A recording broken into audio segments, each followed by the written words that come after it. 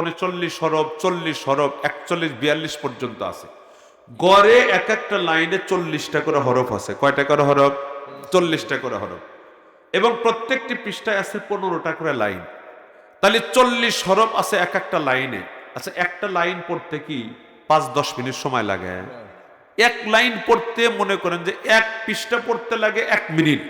তাহলে 1 মিনিটকে আপনি 15 লাইনে ভাগ করে দেন, তাহলে 4 সেকেন্ডের মধ্যে পড়ে এক লাইন পড়া যায়। নয় 5 সেকেন্ড, নয় 10 সেকেন্ড লাগলো, 10 সেকেন্ডে এক লাইন পড়া যায়। যাদের চলবে কম তারা নয় 10 সেকেন্ডেই পড়লো, কথার কথা। একটা লাইন তেলাওয়াত করলে 15টা হরফ উচ্চারণ হয়। এক একটা হরফের বিনিময় নেকি হইল 10টা। তাহলে 10কে 15 দিয়ে, 10 দিয়ে 15কে গুণ করেন, কতগুলা নেকি হয়? 150। 150 না? কতগুলা? 150। এই 150কে আপনি 15 দিয়ে গুণ দেন, কত? ও না, ভুল হয়েছে, 10 দিয়ে 40কে গুণ দেন, কেন এক একটা লাইনে হরফ আছে কতগুলা? 40টা। তাহলে 40 দিয়ে 40কে 10 দিয়ে গুণ দেন, 400 নেকি। এক লাইন পড়বেন, কয়শো নেকি? 400 নেকি। এবার এই 400কে এক লাইন আছে 15টা লাইন। সর্বোচ্চ হাফেজ সাহেবদের লাগে হাফ মিনিট, আমাদের আপনাদের লাগবে না 1 মিনিট, না হয় 2 মিনিটে লাগলো, এর উপরে লাগবে না। তাহলে 2 মিনিট সময় ব্যয় করে যদি 15টা লাইন পড়তে পারেন, এক লাইনে 400 নেকি, 15 লাইনে হবে হলো 6000 নেকি। কয় হাজার নেকি? এক পারা যদি পড়েন, 6000কে আপনি 20 দিয়ে গুণ দেন, 1,20,000। কথা বোঝেন নাই? 6000 যদি হয় তাহলে 6 10 60, 60 60 120, তাহলে 1,20,000 নেকি। হাফেজ সাহেবরা 15 মিনিটের মধ্যে এক পারা পড়তে পারে, 1,20,000 নেকি। আমরা না হয় আর একটু বেশি লাগবে, আপনারা না হয় আর একটু বেশি লাগবে। সর্বোচ্চ আধা ঘন্টা সময়, আধা ঘন্টা সময়ের মধ্যে আপনার আমল নামায় জড়ো হতে পারে 1,20,000 নেকি। মরে গেলেই মনে হবে, তখন মনে করে লাভ নাই। যারা কোরআন পড়া জানেন না, দূরে যা পড়বেন, কত কষ্ট হবে। মাদ্রাসা একটা হয়ে গেছে, হুজুররা এখানে আছে, আরে ভাই তালেবে ইলম হয়, ছাত্র হয়ে ভর্তি হয়ে যান, সকালে আসেন বিকালে আসেন, দিনে কাজ করবেন করেন, বিকালবেলা এসেও তো ছাত্রদের সাথে বৈশা হুজুরদের থেকে পড়ে কোরআনটা শিখতে পারেন, পারেন না? এটাকে আপনারা লস আইটেম মনে করেন, হুজুর কোরআন শেখার সময় আছে, কোরআন শিখবো, কোরআন পড়বো, ধরো বাদ দেন ভাই। দুরু বাদ দেন করলে আপনার মাথায় কেউ আঘাত করবে না, লাঠি মারবে না, তবে আপনার পায়ে আপনি নিজেই কুড়াল মারলেন। এই যে ক্ষতি, এটা আপনি সুপ্রিম কোর্ট আর হাইকোর্ট করলেও ফেরত আসবে না। এজন্য ভাই আলোচনা লম্বা করে লাভ নাই। দীর্ঘ সময় পর্যন্ত ওলামায়ে কেরামদের জবানের আলোচনা শুনছেন। আমি তার কালিমার জিকির করে সময় খাই নাই। আমি 1 ঘন্টা আলোচনা করলাম, শুধু আলোচনাই করছি, নাকি এর মধ্যে কোনো কিছু বলছি? কালিমার জিকির করেও সময় খাই নাই, শুধু আলোচনায় আপনাদেরকে শোনাইছি। ভালো করে বোঝার চেষ্টা করেন। আবার কালিমার জিকির করা খারাপ না, আমি খারাপ বলতেছি না। যে কথাগুলি বলা হলো, এই কথাগুলির উপর যেন আমল করতে পারি, আল্লাহ যেন আমাদেরকে তৌফিক দান করেন। আর এই যে হাফেজ আব্দুল মমিন মরহুম, অল্প বয়সে ছেলেটা মারা গেল, ওর নামে এই মাদ্রাসাটা আপনারা সবাই মিলে করেছেন। এই মাদ্রাসা যেন কিয়ামত পর্যন্ত দায়েম কায়েম থাকে। মাদ্রাসার প্রতি সুদৃষ্টি রাখবেন, মাদ্রাসাকে ভালোবাসবেন, মাদ্রাসার সহযোগিতা করবেন, বুদ্ধি দিয়া, পরামর্শ দিয়া, শারীরিকভাবে, অর্থ দিয়া। সবচেয়ে বড় সহযোগিতা হবে আপনাদের বাচ্চাগুলাকে মাদ্রাসামুখী করেন, আপনাদের ছেলেদের মেয়েদের মাদ্রাসামুখী করেন, এটা সবচেয়ে বড় উপকার হবে আপনাদের। এলাকায় একটা মাদ্রাসা হয়েছে, দান খয়রাত তো কম বেশি করেনই, শুধু দান করার নামই মাদ্রাসা চলান না। বাচ্চাদেরকে মাদ্রাসামুখী করা, বাতির নিচে যেন অন্ধকার না থাকে। কথা বুঝছেন? আগে বাচ্চা পড়াইতে গেলে কত দূরে নিয়ে যাওয়া লাগতো, এখন তো গ্রামে মাদ্রাসা হয়ে গেছে।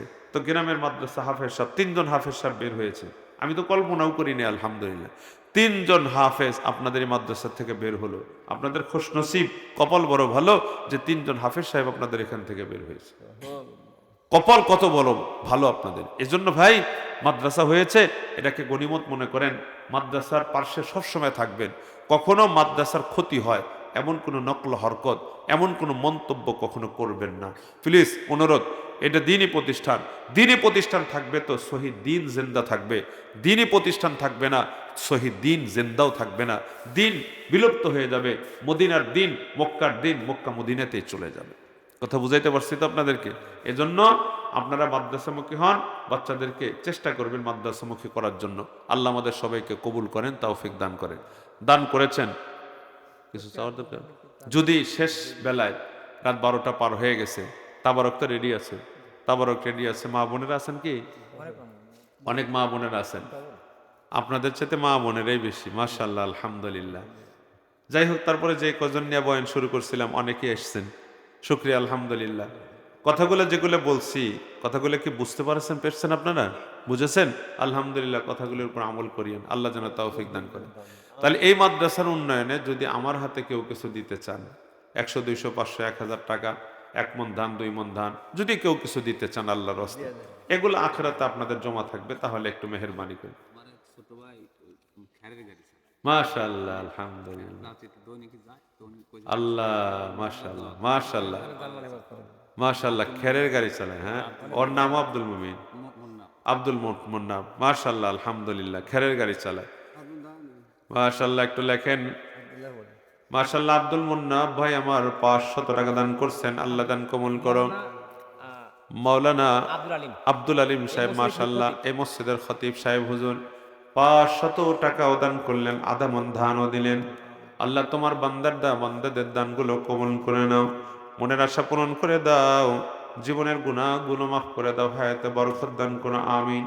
মা বোনদের কাছে ছোট বাচ্চাদেরকে পাঠায় দেন, মা বোনরাও শেষ বেলায় গভীর রাত আল্লাহর রহমত একেবারে মাথার উপরে দান করবে, দান করে দোয়া করবে, ইনশাআল্লাহ দোয়া কবুল হবে। আর সাদাকা তারুদ্দুল বালা, বালা মুসিবত দূর করে, এটা আল্লাহ রসুল হাদিসে বলছেন। কোনো রোগ শোক হবে না যদি নিয়মিত সদকা করা যায়, বাড়িতে আগুন ধরবে না নিয়ত যদি ভালো থাকে, পানির থেকে আল্লাহ বাঁচাবে, সকল মুসিবতের হাত থেকে দানকারীকে দানের মাধ্যমে আল্লাহ হেফাজত করে। ভাই সময় নিয়ে না, আর যদি কেউ দেয়ার থাকেন 100, 200, 500 টাকা, যে যা পারবেন, জোরাজোরি করবো না। 5 কেজি, 10 কেজি, 1 মণ, আধা মণ ধান, যে যা পারবেন একটু মেহেরবানি করে দিবেন। দিয়া ধন বুঝে মন কেড়ে নিতে কতক্ষণ। আচ্ছা ভাই, শেষ বেলা একেবারে মাথার উপরে আল্লাহর রহমত, শেষ বেলায় 1000 করে টাকা দিবেন। প্রথমে 5 জন মানুষের টার্গেট করলাম, 1000 করে টাকা। আজকে এখন নগদ দিতে হবে তা না, যখন পারেন দিন, 1 মাস পরে হলেও দিন, আরো যদি সময় লাগে সময় নিয়ে দিন। প্রথমে একজন ব্যক্তি একটু দাঁড়িয়ে বলে বা হাত উঠায় বলবেন, আল্লাহ যদি আমাকে হায়াতে বাঁচায় হুজুর, প্রতিষ্ঠানের উন্নয়নে 1000 টাকা আমিও দান করব। বলেন তো কে আছেন? আপনি শুরু করে দেন। আপনার দেখা দেখি যারা দান করবেন, এই দানের সব, সবার সব মিলায় আপনাকে ওই পরিমাণ সব আমলনামায় লিখে দিবেন। কে আছেন ভাই? একজন মানুষ, মাশাআল্লাহ, আলহামদুলিল্লাহ। হাজী সাহেব, কি নাম জানা? আকবর আলী সাহেব, মাশাআল্লাহ। আল্লাহ তোমার বান্দা জনাব হাজী আকবর আলী সাহেব আগেও দান করেছেন, আবারও 1000 টাকা দান করলেন। আয় আল্লাহ তোমার বান্দার দান কবুল করে নাও, হাজী সাহেবের মনের আশা পূরণ করো, হাজী সাহেবের জীবনের গুনাহ মাফ করো। আল্লাহ আপনজন প্রিয়জন যারা চলে গেছেন সবাইরে মাফ করে দাও, আমিন, আমিন ও আমিন, আল্লাহ আমিন। দানকারীদের জন্য মাওলা তুমি হও গো জামিনো। পাইলাম একজন, আর মাত্র আছে 4 জন। বলেন না ভাই, সময় নিয়েন না, দেরি করিয়েন না। আর 4 জন ভাই আছেন, বলেন 4 খলিফার বিপরীতে যেন আপনাদেরকে জান্নাতে যাওয়ার সুযোগ করে দেয়, 4 খলিফার সাথে যেন আপনাকে জান্নাতে যাওয়ার সুযোগ করে দেন। বলেন না, 1 নম্বর হযরত আবু বকর সিদ্দিকের সাথে হাজী সাহেব আগে দিছেন, সবার সাথেই যাওয়ার ব্যবস্থা যেন করে দেন। আর 4 খলিফার বিপরীতে 4 জন মানুষ চাই, হযরত আবু বকরের সাথে মাশাআল্লাহ আবারও খতিব সাহেব হুজুর, আল্লাহ ওনার ইলমে আমলে হেলেমে ধন দৌলত আল্লাহ আপনি বরকত দান করেন, আমিন। খতিব সাহেব হুজুর আরো 1000 টাকা দান করলেন, হযরত আবু বকর সিদ্দিক রাদিয়াল্লাহু আনহুর সাথে জান্নাতি হওয়ার সুযোগ করে দিও, আমিন। 2 জন পাইলাম। এবার 3 নম্বর হযরত ওমরের বিপরীতে, ওনার সাথে যেন জান্নাতে যাওয়ার ব্যবস্থা করেন, ওনার আশারে মুবাশশারা।